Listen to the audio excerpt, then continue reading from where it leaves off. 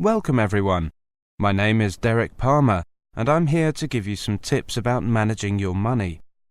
It is worth making a little effort to keep your financial affairs in good shape. Keep your money under control, and you can concentrate on the real business of studying and living here. Here are 2 basic tips for managing your finances. First, make full use of banking facilities. Once you have opened a bank account, you can ask the bank's financial advisors to help you decide how to manage your money. You can use your bank account to pay your regular bills, such as electricity, gas and telephone by direct debit or by standing order, on a regular basis. The financial advisors can help you to organize a budget account to pay regular bills, or help you to deal with any periods when you might need an overdraft facility. If you have a financial sponsor, make sure you find out from them exactly when the money will become available to you and how much there will be. You can also use checks to pay for goods and services. With banking becoming organized more and more on an international basis, you may also find that you can use the cash card you have in your own country to draw money from your home account while you are here. Cards carrying signs such as Cirrus or Maestro may have this facility. Ask your home bank about this before you leave to ensure that you bring the right cards with you. Second, deal with financial problems promptly. Monitor your account in the UK carefully and make sure you do not overdraw. Or, if you have arranged an overdraft, make sure you do not go over the amount you agreed with the bank. If you do run into any money problems, take the initiative and sort them out quickly. Do not risk going into debt or falling behind with your rent. Problems may arise.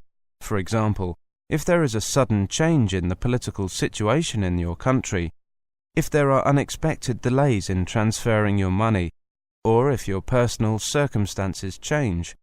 For example, your accommodation arrangements, your marital status.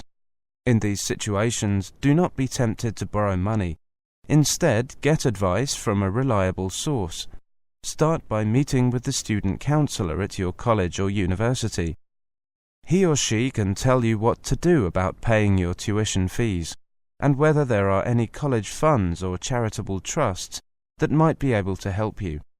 If you are building up debts on credit cards or rent arrears, debt counseling may be available at your institution. If the problems are caused by political situations or changes in foreign exchange, ask your embassy for advice. Let's turn to insurance. During your stay, there are 3 types of insurance that you might need. The first is personal property insurance, to cover your possessions against damage or theft. If possible, try to arrange this in your own country before you come to the UK. The second is medical insurance, to cover your medical bills.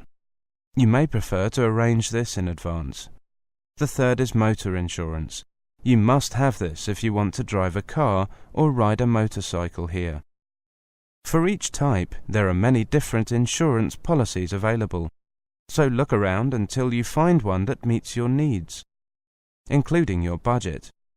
You will find a range of insurance companies listed in your local telephone directory, and your bank or building society may also be able to offer you an insurance policy. Many insurance companies have special policies for students. Ask the welfare advisor at your college or university for advice. Make sure that you understand all the conditions before you agree to a policy. When you are considering a particular policy, ask yourself some questions. What will be paid out to me when I make a claim?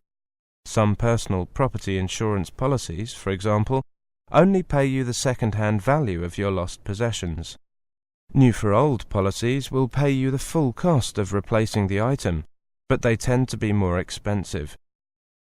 Are there any conditions attached to the policy? Some medical insurance policies will not cover you for pre-existing medical conditions. That is, conditions you already have when you take out the policy. Some personal property policies may not cover your possessions if they are taken away from the place where they are normally kept. For example, if you take your CD player to a friend's house, are there any exceptions to the policy? For example, a medical insurance policy may not cover you if you play a dangerous sport. Now let's look at